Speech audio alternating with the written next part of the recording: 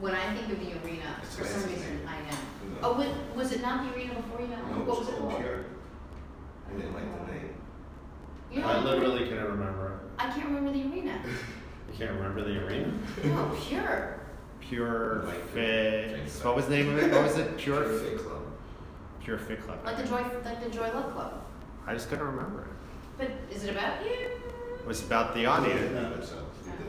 Anyway, again, once again, let me reset. We're here with Charlie DeFrancesco. He is the owner, the brains, the beauty behind the arena, which is this wellness center, fitness center, all around health center in White Plains, New York. I also call him, he is a master trainer. He trains a lot of personal trainers so that they can be as well prepared, well equipped, and well set to handle any situation. And if you pass the Charlie test as a personal trainer, you're basically set and ready to take on anyone or anything. His standard for working in this space is so high, and I think that's why I absolutely have so much respect for him and adore him.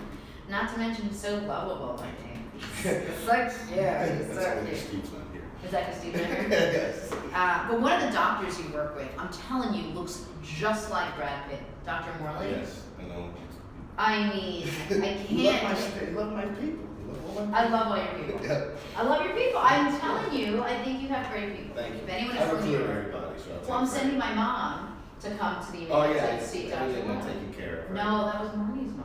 I didn't send my mom yet. So so you want to take care of that? I want to take care of her. Segueing into Yeah, that? we're Okay. gonna All right. She's scared, so I'm gonna come up with her. Okay. I want her to meet you. She sees you all the time, and she's worried. I'm like, no, you're not training with Charlie. You're gonna go through some blood work with Dr. Morley. She's like, well, he just seems really strong. I'm like, ugh.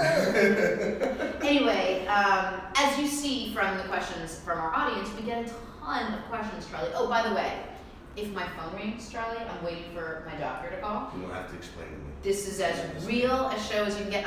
You know when you call the doctor and you want them to call you back, like, you basically hold the phone like this and you So want the nothing doctor's to not get gonna in call the you way. until you have something that you don't want to take the call. That's what's going to happen. Basically. No, it's not gonna, I'm not going to call now.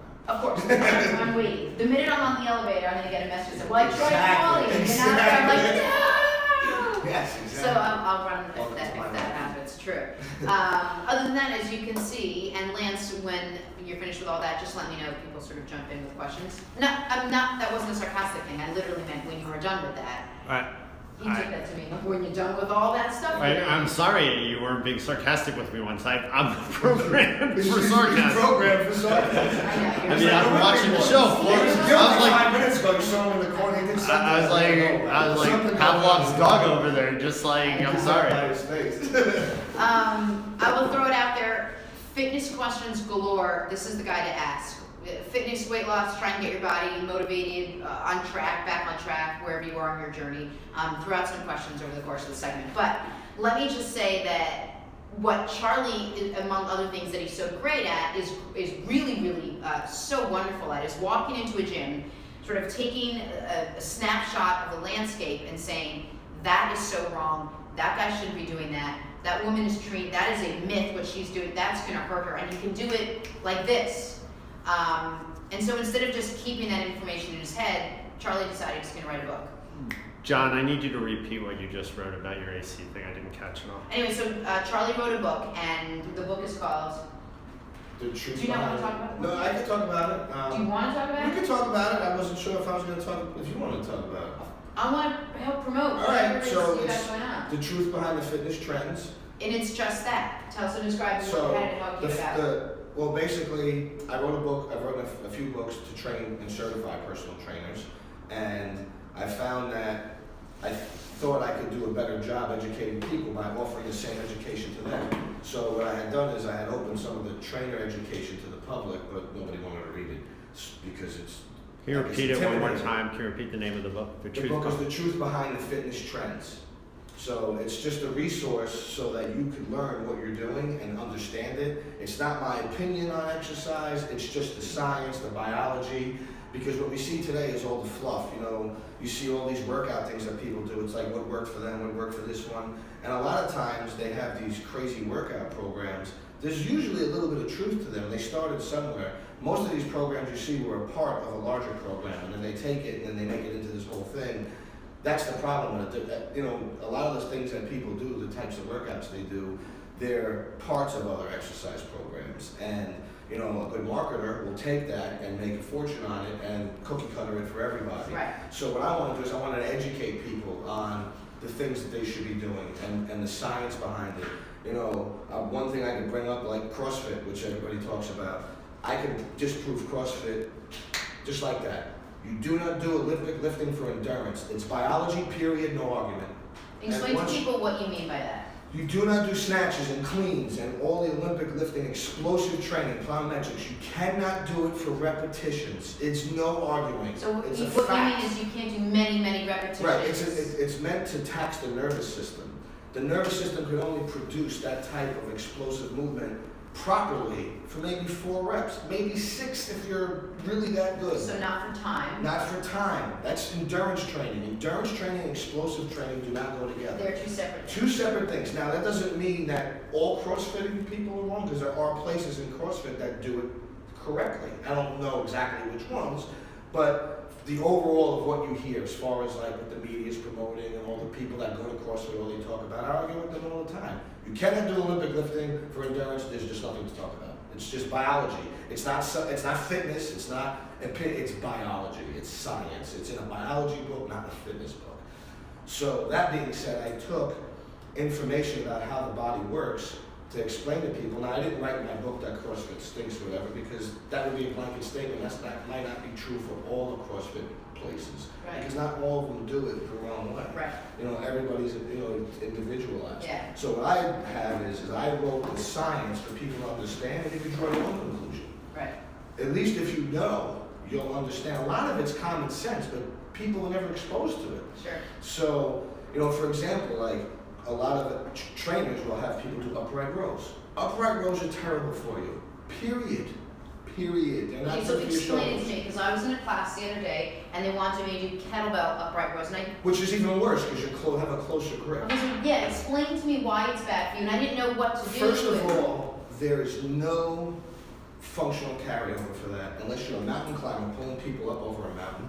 Okay. All right, which you're still not pulling up to your chin. Right. Right. So I can't really think of that many times where it would be important to be strong in that range of motion. Plus, the exercise is easy. You have a very crazy mechanical advantage. So you're not really taxing your muscles the way you think. And, you know, to be technical, you're internally rotating your shoulder and then abducting it. So you're squeezing all the joint space in there. I don't care what your flexibility is like. It's your bone structure. Your bones aren't going to move. You're elevating your shoulders. If there's a reason to do it, if you're a mountain climber or whatever, you do a high pull, it's called. That's an Olympic lift. And that can be modified to do just for range of motion, and you only would come up to your chest, it would come up to your neck. Right. And if you do it correctly and pop your hips the right way, your arms are only going for the ride. Right. You're not really yanking it from Right. your Your shoulders, hips are doing the work. because you're driving through there. But the problem with the upright row with the kettlebell, now you're starting out internally rotating, you know, you're Right. too close together, and then you're shrugging your shoulders. It's just a terrible, exercise. There's no reason really for most people to do it. And the thing is that most exercises that are bad do have a place for some people. Yeah. But the problem is 99% of the trainers aren't qualified to make that distinction. So for me, I err on the side of caution. There are 1,000 other exercises you can do. Example, sit-up, leg raises. I don't love any of that. And trainers argue me about it. It's anatomy. You're not using the muscles you think you're using. But there might be a place for it. I'm going to do a sit-up with a wrestler. I'm going to do a sit-up with certain people. Someone who has certain types of injuries might need a sit-up. There's always a place for it. But most trainers and most people aren't qualified to make that determination. So why do it? Well, there's a million other things you could do that are going to be just as effective and safer. And this isn't your opinion. You actually know which muscles are being utilized. Exactly. during It's anatomy. Like, Right. There's been tons of studies on this. Yeah. Stuart McGill done studies on it. Just in general. I own a sports medicine practice for years. And this is another thing I argue with about a lot of trainers. Experience. have some common sense. Just because it wasn't in the textbook, if you've been practicing long enough, you have a little bit of common sense. You know, some researchers will say foam rolling doesn't work, at all, it's a waste of time. They'll say stretching doesn't make you flexible. Well, that's funny because and the biggest one, spinal flexion isn't bad. Well, that's funny because 90% of the people I've seen in my old chiropractic clinic, when I had back pain, I stopped them from doing sit-ups and flexion exercises. Prescribed Tell people what flexion exercise. Flexion would be like a sit-up, a side bend, flexing the spine. Okay. Once I shut that down and gave them stretches and foam rolling, their symptoms went away. When that happens a couple of thousand times, you pick up on you're like, well, you know what? Exactly. It might not be the only way to do it, but it's pretty solid.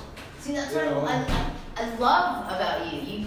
You're not just throwing things out there because you're cocky and you're like, I want you to come and be a part of my business. No, you're like, this is the way it is.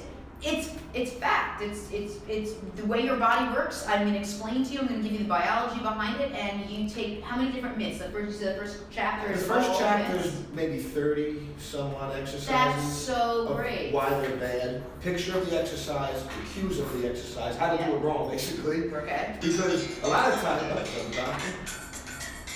I don't know. Of course it's not. So let me just see. Hold on one second. Hello. Hi, hold on 1/2 second. Keep talking about what do you want to talk? All right, good. You tell them about that. I'm gonna be right there. Okay. So when you do these spinal flexion exercises, you're aggravating the spine. And if someone has a back problem, well, you're aggravating their spine to try to strengthen their abs. That doesn't make a lot of sense. You want to make them feel better and make them look better at the same time. So it's important to take the science into account and understand what it is you're doing. And really the most important thing is, why are you doing it? If you don't know why you're doing something, it's probably not something you should be doing. And that's, just... So you recommend knowing the why behind each, every why are you doing each thing? So in my book, I have a picture of the exercise, the wrong exercise. So it's exercise to avoid, picture of it, description of how it's done, then why to avoid it, and what to do instead, and pictures of how to and what to do. So how many different exercises do you have? I think there's about 30 in there, to be honest. There's a lot. It's a full chapter. It's like almost 50 pages of the book. And that's the first chapter. Then the second chapter, and like the next few chapters, is how to stretch, how to use foam rollers, all the how-to. And then after that, I have all the science, the energy systems, and all the stuff that a lot of the general population really isn't interested in.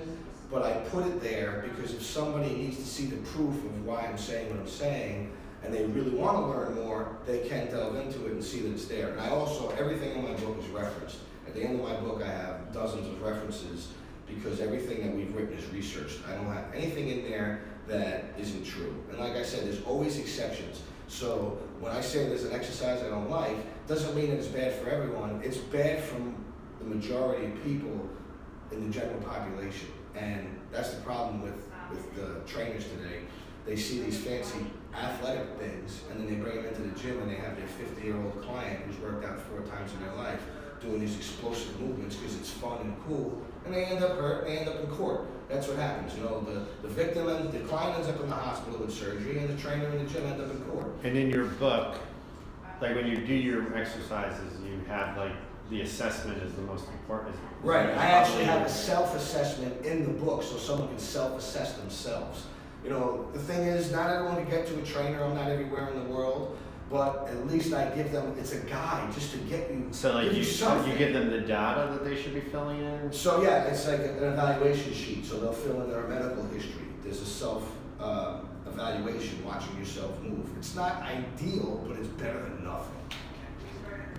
And it's meant to help people understand. The biggest thing is when you hire a trainer, the trainer, even if the trainer really doesn't know what they're doing, they know more than the average person, they're going to sell you.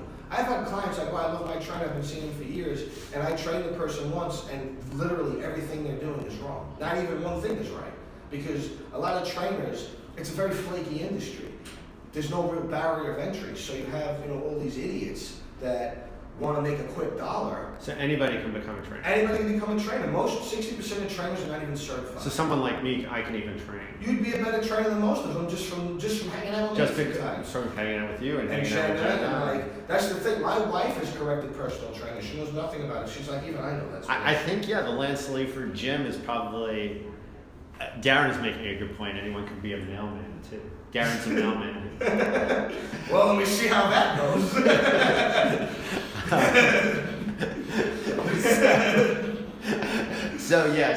But basically with your approach, you have this assessment and then it takes you into your full program. Right. So like your full program is different because why?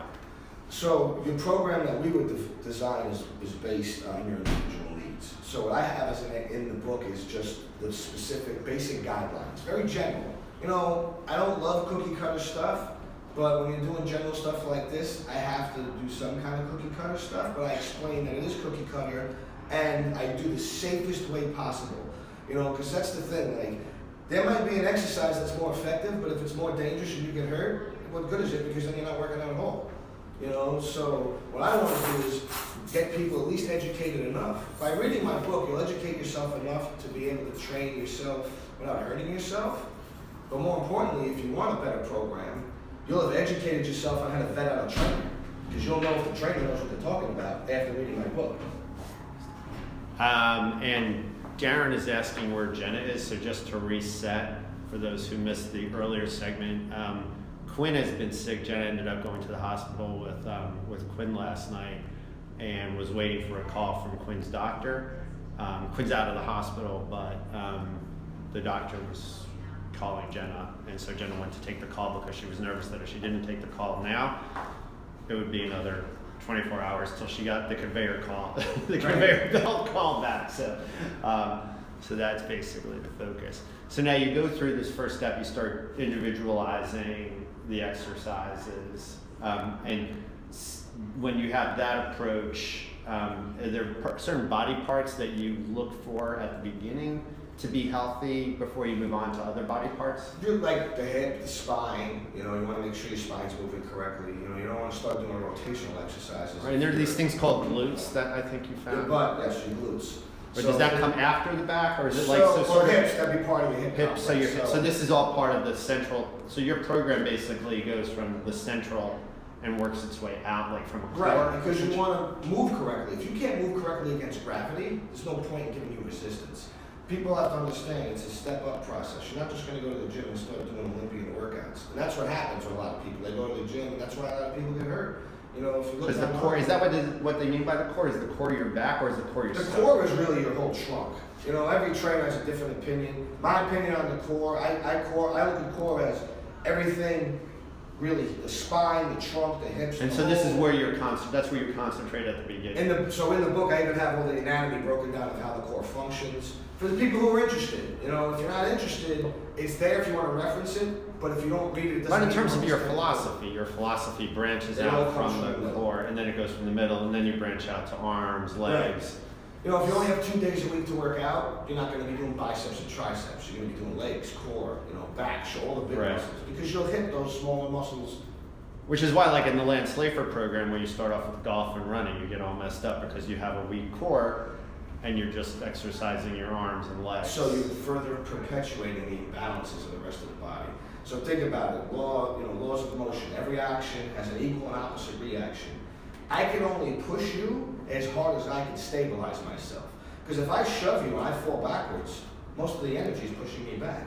So I have to have a strong, stable core, just like when you're hitting a golf ball. You know, if you don't have a strong, stable core, you're not gonna, when you swing that club, you're not gonna be able to absorb those forces correctly, and you're gonna disrupt your swing.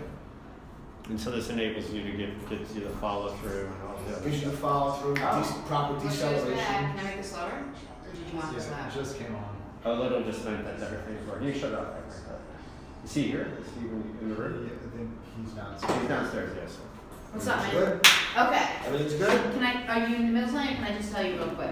I think we finished my clip. Go ahead. Like, I kind of have like a weird sort of like patient-doctor crush on the doctor. She's amazing. Oh, it's a she. Obviously. Charlie's like, "Meow." What do you guys wish? We're very similar though. My patient doctor crushes are also. She's so fantastic. She always She makes played me for my feel team or better. your team? Oh, she's your team. Excellent. Is she single? She is not. But I think she's like this. She's so awesome. She's like this Harvard grad. She's so smart. She's so cool and like. And you're recruiting for. I wasn't recruiting. I just love her. I was wondering why. I get all nervous. I ended up in the closet for some reason. I was like back in the closet. You spent enough time there. I know. I've been there for 28 years. Yeah, and this horrible thing is going around, and she's gonna have fever for. She's gonna have fever, and it takes 24 hours for the. At least you know she's gonna be alright, so you don't have to panic. No, I don't have to panic, but I'm the mom. I panic. Let me just see. Hi, Jenna. Quinn just woke up and she's happy and got temperature. There you go. See? I Yes! told you she was gonna be better. That was so awesome. See that? Did you hear that? He's like, she's gonna be fine. I'm like, let me just look to see if I can get a text. And just, Quinny is fine. Oh my God, that's crazy. Told you. Dude, that was so great. Darren's son Jack had 102 fever too, so it seems like it's going It's around. going, my son had it too. He was home all week. It's going. Ours has gone viral. Viral. Yeah, but listen, your kid is how old? He's 6. Okay, so she's 21 months. It makes me nervous. I can't hear her. Like your son can say, my stomach hurts, or So like. he doesn't talk to my son, so He doesn't talk at all? No, he's autistic. Yeah, but I thought he was still not verbal at all. A little bit, but not that. He's not gonna. Can he? But can he communicate to you if To something some hurts? degree, no. Like, but he'll grab his head a lot when he has headache. But I can figure it out. But Yeah. He doesn't say. Well, I didn't know he was not. He's not. He said Spider-Man yesterday, so of course I ordered about 10,000 Spider-Man. So that was good. He's getting some speech, but he doesn't really talk about. He'll tell you when he's angry. Yeah. He'll tell you when he's happy. Yeah. That's been recent. But like when he's sick, he'll just cuddle up to you, and he just wants you to cuddle. Right. And then So just hang out. that's basically her. She doesn't communicate. She doesn't know how to say She's anything. still little. She can say thirsty and hurts. Plus, when she's so little, it's more nerve-wracking. He got really sick when he was my sister-in-law. When she was probably around that age, got like strep throat and almost died. And the doctor That's so said because rare. she was fat. Really? Look at him laughing. See You the know, word. which is funny. It saved her. So she's like, yeah, see, so Oh my she's God. chubber. Oh, wait, can I tell you? She makes me. Darren so has a good nervous. idea there. We should teach him to say Lance. Lines. Lance. No, Lance. Lance. That's me. Um, If he can say Lance, then everything. No, listen, I get so nervous because she so rarely calls that it's like the president calling, right? So I was thinking of anything, and she's like, "Is there anything else?" I'm like, "Well, and I looked and I was like, "Well, no, I'm wearing some jeans. My friend Charlie's here, and then I'm in the closet." One time, she's like, "Okay, I'm gonna get Time ready to go. Here we go. Time to go. Did we get a letter from the doctor? Yeah, right? Well, my friend Marty makes fun of me because I love this doctor to death. And one time she made the mistake of giving me her cell number, and I texted, and then I called, and she's like, why don't you just call the office and make an That's what she appointment? did. So then I texted back, I'm like, thank you so much. I was just wondering about such and such. She goes, yeah, definitely. And I was like, you are right. I am definitely going to call the office. I just have one quick question. Marty's like, she's actually going to unclient you. No longer going to be patient with them. So there's a picture when you walk to the office of me with a big red line. No phono, do not call. Wow, what a change in mood. But can I ask you a serious question? And I fear I know the answer. You missed the beginning of the show, but I have slept probably, all kidding aside, 2 hours in the last 4 nights. Terrible. What are you gonna do? Right, but for people that are like, it's all right, It's not all right. it's not all right. It's not even So close to it. can you explain to people, which I try to do, but I don't practice it, how enough sleep is almost as important as anything else you do for your body, and what can happen? I think sleep is one of the most underrated things next to hydration. Thirsty and If you tired. don't sleep, your body has no time to recover. Just like going to the gym, you work out. If you don't rest, you're going to be sore, Right. and you're always going to get injured. Well, think about it. Sleep is your recovery from life. So That's actually the smartest I've ever heard anyone explain it. so like all your daily activities, you sleep to recharge, Right. brain function. You go through all your cycles, your REM sleeps, all that. And if you don't do that, sleep deprivation can make you crazy. Right. Like, obviously, in this circumstance, what are you going to do? But I have people that are like, I only sleep 3 or 4 hours a night, I feel fine. And I'm like, you have felt bad for so long, you don't remember what it feels like like to feel fine. Yeah. So you're just accepting your current state as normal because you don't remember what it's like to feel normal. Right. You know, and they'll look at me like, oh, but I've been doing this my whole life. Well, it ain't healthy, and you're probably not gonna live that long. Yeah. You know, like, listen, you want to stay looking young, you want to stay healthy, you gotta sleep. Sleep comes first for me. I don't care what I have to do. I sleep a minimum of 7 to 8 hours a night. I prefer to sleep 9, Right. or else I don't feel well. My wife makes fun of me because if I don't sleep, I get sick. My Yeah. immune system goes right down, and you know, she didn't believe me at first. She's like, "You're just lazy." Then it happened a few times. She's like, she calls me Baby Huey. She's like, "Baby Huey's sick again. Better go to sleep." So Yeah. she will actually, like, if she sees I'm not sleeping a lot, she'll be like, "Dude, just sleep a bit or something." 'Cause, Right. like, she don't want to deal with me sick. Right. It's Right. like, I mean, it's, I don't know. See how that's possible. well, I mean, nuisance regularly. It's I like, don't even know if that's nuisance. possible. I just remember now that you told me you don't drink coffee. Like I'm trying to imagine you caffeinated. Well, Not great. no, not right. It's a little crazy. It's a little hyper. Charlie, why is this yellow softball here? So this is a way to roll the body. Like, so when you talk about foam rollers, you can use a ball. This is going to get more of a target. This is part of stretching. So stretching, mobilization. Yeah. So I could use this ball the same way I use a foam roller. Okay. So think about it, you know, if we're sitting here this whole time, right? So what's going on? My hips are flexed, Yeah. you know, I'm using my spine moving back and forth, right? So I'm gonna get pretty tight here. I drove here in the car, I'm sitting like this. I'm gonna go to work and stand most of the time. So Right. then I do my paperwork, I sit. When you go home, you sit in front of the TV.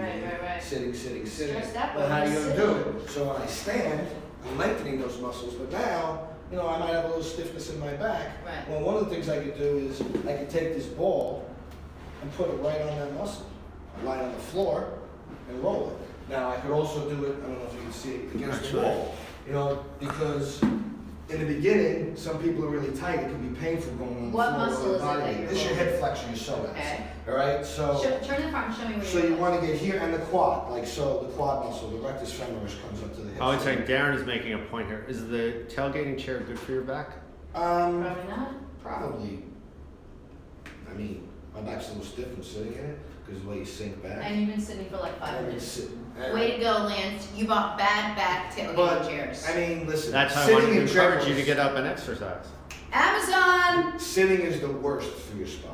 You know, just sitting is bad because it's just the 4 most. hours every Your day, spine is in its Lance. most vulnerable position. That's why I see. That's see why I don't exercise. think, I think you should be standing up the entire show, Jim. Well, we're gonna do that standing up. Oh, That's 'cause why now we sitting have an exercises easel. can be so bad. Yeah. Because think about it, if you're sitting, you're already You're already compromising. now your spine is under the most load. The worst thing someone does in the gym is this: picking up the dumbbell. I see it all the time. Guys doing curls. And Yeah. The worst thing for it. Absolutely the worst thing. It was actually hard for people to see what you were doing with the, So I'll move this on here. See you later. So I got the ball here, and I might put it there, and then I lean against the wall. Now I don't know how you can really see that. I can barely see that, guys. So you're just putting your weight on the wall. On the floor, you're gonna have a lot more weight on you, so the wall is where to start. Another way you can do, another part you can do is like pecs are tight. Everybody's pecs are tight. Everything in your life is in front of you. You're always reaching. Everything's in front of you, in front. So if I put this against my chest and lean on the wall, I could put my arm up, and then I could roll up and down, and I'll Peachy, really peachy. roll that spot.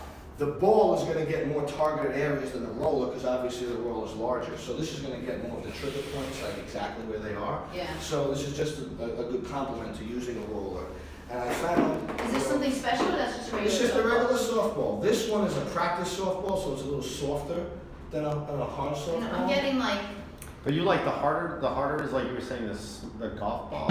So it depends. Like when I start someone, I might start them with a tennis ball because it depends how tight you are. It might really hurt. Right. Some people like it, so they don't care that it hurts. So I give them whatever. You know, I give them a lacrosse ball. You know, golf ball I like better for the foot, like to roll the foot for plantar fasciitis yeah, because you can really get into the trigger points there. yeah. You know, but you could roll your foot on this ball as well. So I would just put the ball in there, roll my foot.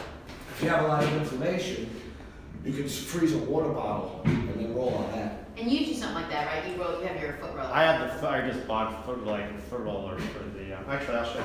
It's a little wooden Yeah. dowel. Basically. Yeah, those are That's great. amazing. Those are great. That's only if you have plantar? I mean, just if your feet are tight. Like I have an aroma in my foot, so I roll. An aroma? Yeah, it's horrendous. Oh, this is a nice one. This is a fancy one. Clearly, I have that's the nice. $3 wooden one. I know, but I run. This is nice. This is good. Like when you run marathon and then you put when you. Let me just say one thing.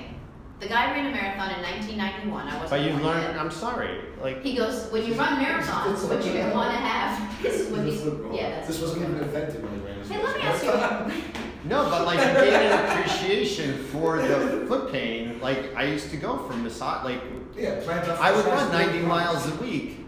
Like my feet killed. So like getting rid of that pain was something that was to me Yeah. extremely important. So when I saw that, like now 25 years later that they designed things like that, I think it's important, especially like also from golfing. Like I have a lot, like there's a lot of stress on your feet. Absolutely. And So if those- your feet that's- don't function correctly, it just works as dysfunction Right. in the kinetic chain.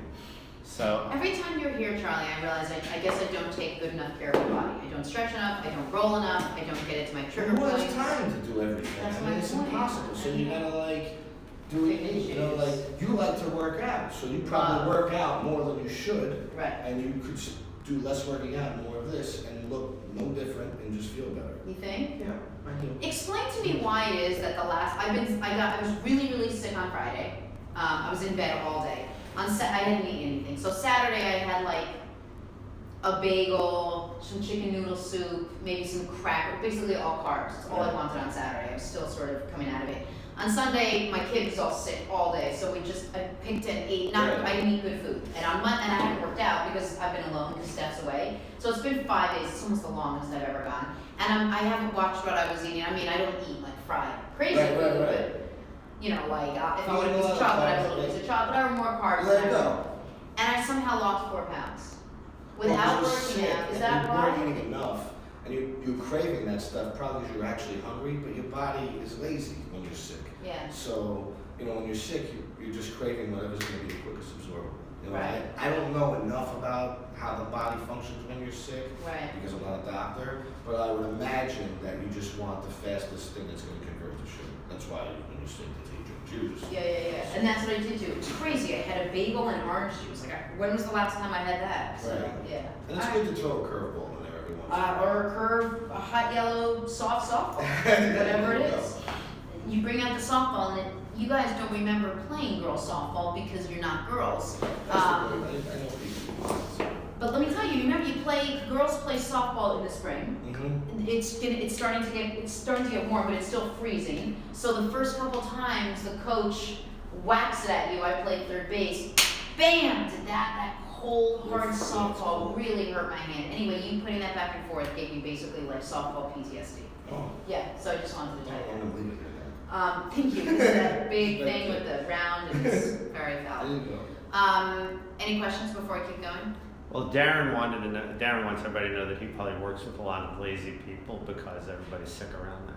I guess when I walked in, you were talking about like success and taking chances. Yeah. I want to talk about that a little bit, just because I kind of integrate that into fitness. Tell me. People, but more importantly, like I think a lot of people don't understand failure.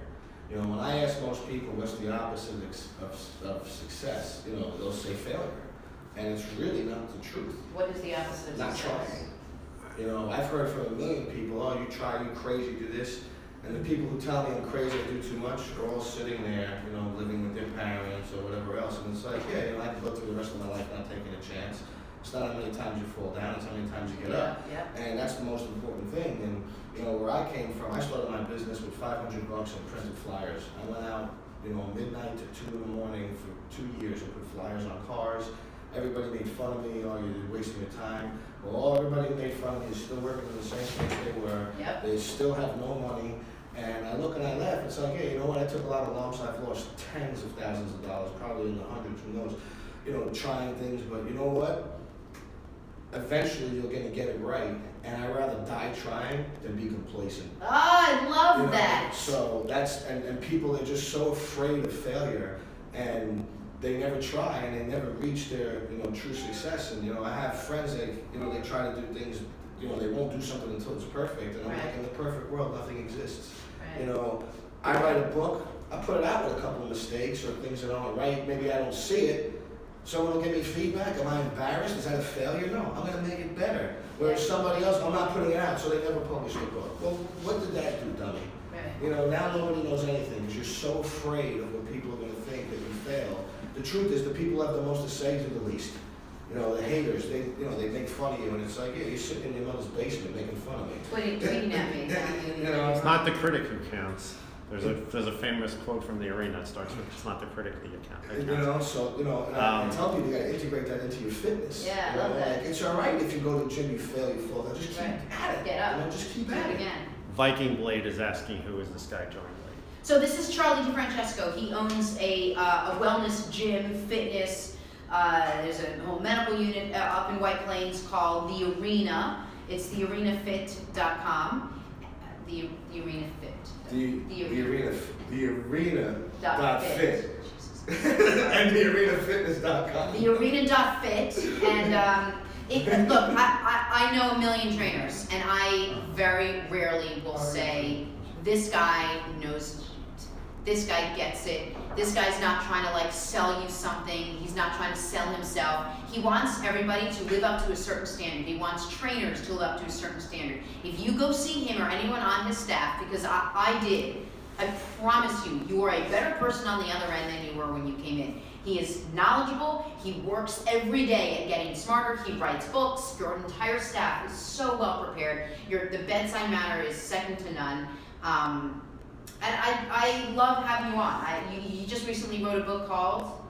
The Truth Behind the Fitness Trends. Right, so what did Charlie do? He walks into gyms, he reads articles, he follows studies, and he watches people work out, and he says, that's gonna get you hurt, that is crazy, you shouldn't be doing that, that's not right. But instead of just throwing out these blanket statements and making him look like an ass, he took all of them, and then he said, this is the wrong way to do it, this is the science behind it. It's not my opinion, it is the science. This is biologically how your body works, how the muscles, the tendons, the bones, this is how all of that functions. This is why what you're doing isn't good. So you not only know what you're doing wrong, but you know why you're doing it wrong. And I love that you took the time not to make you a famous star, but because you genuinely care about people getting healthy and getting physically mobile and all of it. And nothing makes me happier. And that's why I learn from you every single time you're Well, here. I love coming here, and you know, the thing is, you're giving me a platform to convey that to people, because that's the problem I've had is, you know, I've spent all my time and energy and money on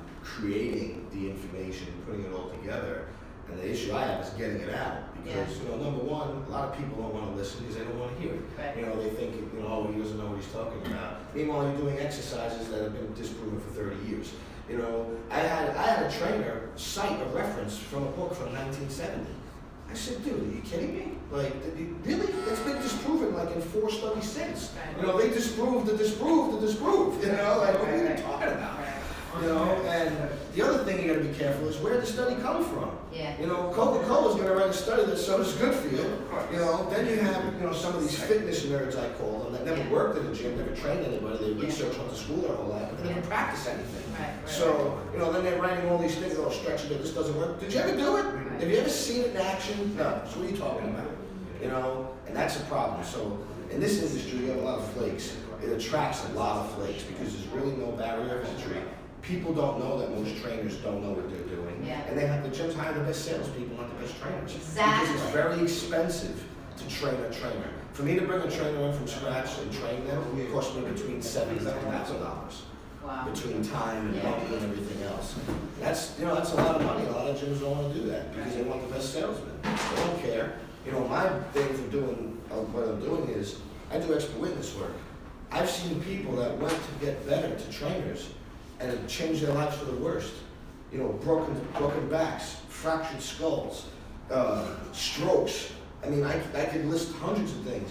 And these are people that went to the gym and they're like, you know, I want to have a better life for myself. And now they have a worse life because a trainer wasn't qualified to do what he was supposed to do, and the gym allowed it. You know, the gym allowed it because in most circumstances, the gyms know these trainers don't know what they're doing because they see it. And they look the other way because the guy's doing 50 sessions a week. But you know, they make thousands of dollars. Yeah. So, you know, that's the problem with the fitness industry.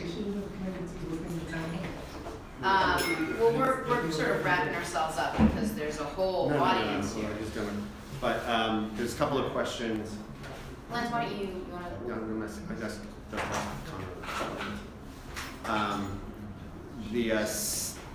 the Stacy asks, I had been in a meeting, I didn't hear if you talked about good at home workout apps, and there's a follow-up question which was from Judy. I would want your advice on at home core workout apps, please, which also maybe if you can combine with how your book can be used for people at home. So I have exercises in the book that, it shows what body parts for. Some of it has equipment, some of them don't. So depending on what you have at home, I have clients that have a better equipped gym at their house than I have in my facility. Right. And I have clients, they have, open space and really don't have much equipment at all.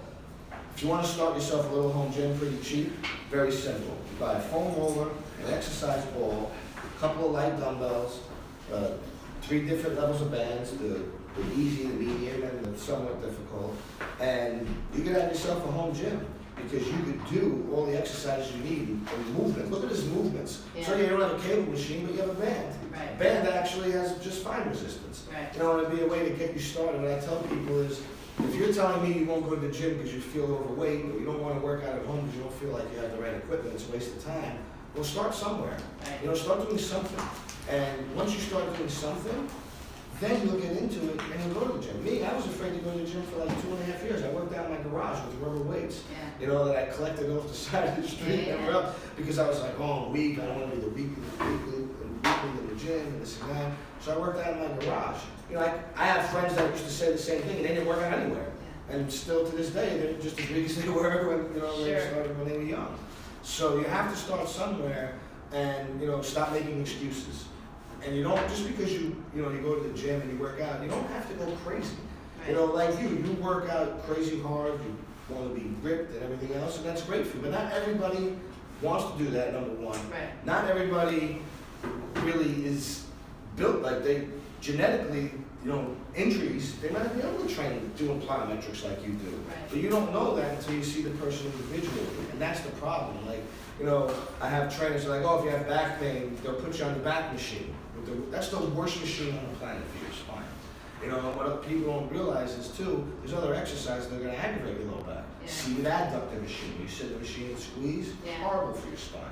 Because it tightens up in here and it pulls your pelvis in. I love how much you know. So that's, and that's in my book, and I explain why that's bad and how it has really no carryover anyway. Because that's the other thing. What is the exercise for? That's the biggest thing. What are you doing it for? Yeah. Now, there are things that you can do that we call non-functional, but let me explain functional first. I wrote a book on functional exercise, but I don't actually believe in all functional exercises. There's no master list of functional exercises. What's functional for you isn't functional for me and the next person. Functional is based on goals and what people need. So a bodybuilder doing slow curls, that's functional for him. Yeah. You doing slow curls, probably not functional. It's not going to help you do anything. Right. You know what I mean? But if you have to go on stage and pose your big biceps, it's functional for that guy. Sure. That's what that athlete needs. And if you don't know the why behind what you're doing, you probably shouldn't be doing it. And that's the biggest thing. Functional training is the new trend that, functional is, what's functional? What is it? What's functional for a housewife isn't functional for a factory worker. What are their problems? What are their weaknesses? What are their strengths? Where are they tight? Where are they loose? What do they need? And, people just want to sell. You get these workout videos. Most of it's garbage. Most of the people in the fitness industry are not fitness experts. They're marketing experts. That's the problem. Tell me the name of the book one last time. The name of the book is The Truth Behind the Fitness Trends. And when is it available? It should be on Amazon in the next couple of days. Love it. What I could do is, if the first 50 likes that I get on Facebook, anyone who likes me, first 50 likes I get on my page, Charles DiFrancesco, those first 50 people get a free email of the book. Love it. So awesome. You can send me a message. The first 50, I'll send them a free copy. I'm only going to sell a book for maybe $10 anyway. Nice. I'm not going to go. I want everybody to have access to it. Yeah. That's the most important part for me. Perfect. Let's take a few quick questions. Darren actually was pointing out that Amazon packages are killing mailmen, within the seriousness of this. Are there exercises that you would recommend for mail? For mailmen? Well, yeah, you're carrying your bag on it. My uncle was a mailman, so he has more injuries than I can count, from all the walking and, Your mom keeps texting. I'm texting her back to tell her I'm doing the so all the show. walking and all the stuff, carrying the bag is on one side. He has a shoulder impingement problem, he has a knee problem. So first thing, you can do is you have to strengthen the shoulder. So when you have the bag on your shoulder, it pulls you forward. So when you go to the gym, doing chest presses isn't going to help that. You need to do rows, get the shoulder back, compression, external rotation exercises, postural exercises so you're not leaning forward all the time. Also, if you're carrying a bag on the same side of your body, you're going to create an imbalance. So, not every mailman carries a bag, some have a push cart. But if you're carrying a bag, you might want to try to switch sides. Or if you can't switch sides, make sure when you go to the gym, you do a little extra on the side you're not using. He's actually pointing out that he gets carpal tunnel in his hands. Well, probably it's probably from sorting the mail because it's a lot of fine, motor skill. So what you can do is stretch the hands out, stretch the forearms out. So what you can do with your forearms to stretch them, take your He's fingers. saying gripping, yeah. So take your fingers, spread them out, put them against the wall, and bring them up, and then lean into it, get the palms to the wall. You gotta stretch all this, all the flexors. Nice. So that's, carpal tunnel is like shoulder impingement, it gets impinged when the nerve gets trapped from inflammation and everything else. Sounds very fancy. Viking Blade wants to know, what do you think about the stair climber? And Darren is saying he's going to start doing that every day.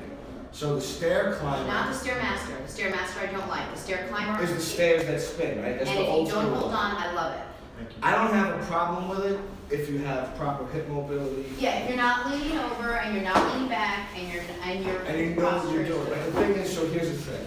Someone who sits all day shouldn't be doing that. I wouldn't do it because they're already so tight there. But then that's the same thing as saying I wouldn't get someone who sits all day shouldn't get on a bike. They really shouldn't. Okay, good. I just want to make sure that we're making the Like same spinning isn't really great for most people. You're sitting at a desk all day.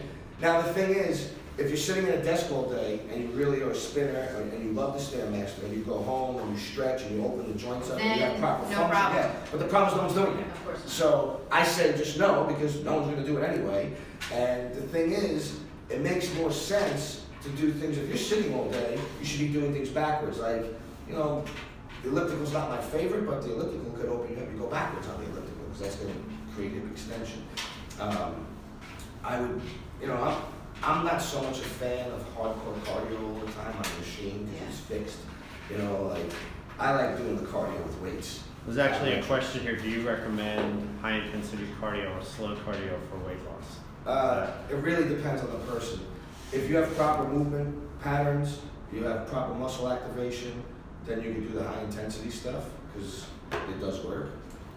The thing is, let's call it what it is. If I walk a mile, I run a mile, it's pretty much the same thing. It's just going to take me longer to walk. I'm not going to burn that much of a difference in calories. It's just going to take me longer. Same work done. So that's why you walk before you run. Someone who has hip problems or knee problems, go out for an hour walk instead of a 25-minute run. Right. And then hopefully you can build yourself up to that. But the problem is, people don't do what they need to build up to that. Oh, I got knee pain. Then they'll do leg extensions on the machine. Well, that's just making your knee worse. Right. People think they know what they're doing with exercise. For some reason in the fitness world, everybody thinks they're born with genetic intelligence on how to work out. It's like I use the analogy of a lawyer. You wouldn't go to court without a lawyer, even though I know a lot about the law, but I'm not going to represent I was myself. on Law and Order 3 times. But you're going to go represent yourself in court? But that's what people are doing in the gym. Right. It's like, yeah, you know a little bit about fitness because what you learn from the gym. Wait, did you go to Law and Order without a lawyer? I went on Law and Order without a lawyer. That's pretty amazing. Learned all the lines and everything 3 times. What else? Next question. I don't even understand this question, so I'll just read it. Chele 40 wants to know, Jenna, do you do macros when you eat, or do you do the percentage of carb, proteins, fat? So I don't, not all the time, but if I'm doing a calculated month where I really want to know how my nutrients, my food is divvied up between carbohydrates, protein, and fat, then I will do macronutrients. But you have to really be good about it. You have to really log everything in an app that will be able to sort of add it all up for you and give you your macronutrients. There's a question here that I'm going to be able to answer because it has nothing to do with fitness. But Shauna is on our main Facebook page, and she's asking about how she can know about the individual guests, like individual segments and things like that. So Shauna, you can go on Facebook. There's something called the Jenna Wolf Show page. Jenna Wolf Show. The Jenna Wolf Show.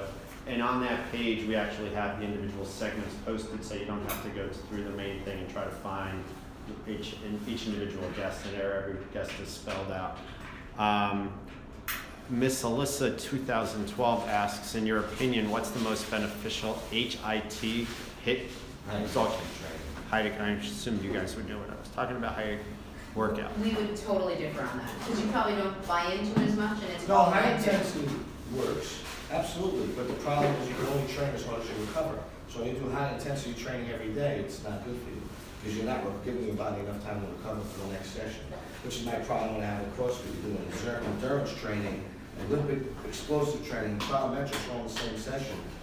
Not that you can't do those types of philosophies together, but it has to be broken up correctly. You really need to know what you're doing, and you're not going to learn in a 2-day class.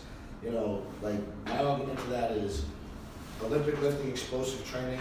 Olympic lifting, we could all agree is a professional sport, right? Right. We could agree on that. So if you are going to teach a professional sport, do you think you get certified in it in 2 days? No, of course not. And I But that's understand what what you're saying. a No, lot I of this understand. fitness is, you know? But to answer your question, what your favorite, it depends whatever you want to do. If you like AMRAPs, if you like Tabatas, if you like, however you like, whatever works for you, time, reps. I personally like, I like to, come up with a set of exercises and I give myself a block of time, 10 minutes. I see how many rounds I can do with perfect form of getting through those. I mean, that to me is great high intensity. 20 seconds on, 10 seconds off, do that for 30 minutes. I'll switch it up because I have the attention span of a gnat, basically. So I need to move around. I don't have a problem. The issue I have is people doing the same things all the time. So like, do some, high intensity, like some intervals, Yeah. like sprinting. If you can, if you don't have injuries, then you do some with weights. You don't want to keep doing the same things over and over. That's the problem. I agree. And people, high intensity is the first thing they do. It's like, you're not ready for that. Right. Like you got to build yourself up to it. The older version of what they call the HIIT method was all machines and like one set to failure. Yeah. I'm going to throw it out there, it's complete garbage. Okay. That's complete garbage and nonsense. It doesn't make any sense whatsoever. They do slow training, which works for certain people. So slow training is a perfect example of the stupidity out there. Slow training has value, but it's not a program in itself, it's a part of a program. So when you're in a cycle, someone training might do some slow training for 4 to 6 weeks. Then you have these marketing fake trainers, we do slow training, it's going to revolutionize. No, idiot, it doesn't revolutionize anything. It's a piece of a workout that you took from someone and marketed. Slow training doesn't have a lot of carryover. Do you move like this? No. No. There's your answer. Lance does. Yeah, he does a little bit. But there is value in it. So if someone has joint injuries and they That's good, can't yeah. train, you're going to go slow, and it builds muscle. That builds more size. Right. So that's the problem. The why. People don't know why. So it's wrong if you don't know why. I do have some people that need to do some slow training stuff, so I integrate it in. But it's not the only way they train. And it's not all the time. And it's not all the time. If it's the difference between someone who has a lot of injuries being able to work out and not, then I don't have a problem with it. Okay. You know what I mean? Yeah. But it's just an example. Awesome. Charlie, you're amazing. Thank you.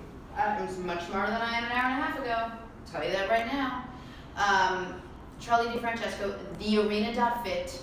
His book will be on Amazon in a couple of days. Check it out. And you'll be back next Tuesday. I will. Awesome. Might be a little hungover. I would love to see you. Harlan. Actually, on that note, there is a question here about, don't you find a nice glass of red wine and art combined with a great workout stirs the soul? Love Tabata. Yeah, there it goes. And Stacy Absolutely. 2005 says you two are amazing. Thank you very much. All right. Thank you, Charlie. Thank You're you. fantastic. Thank All right, we'll you. take a break. We'll be right back. Alright, Awesome. so I'll leave this ball here for you. Yeah, that's Dave. See, I cramped from sitting there. Huh?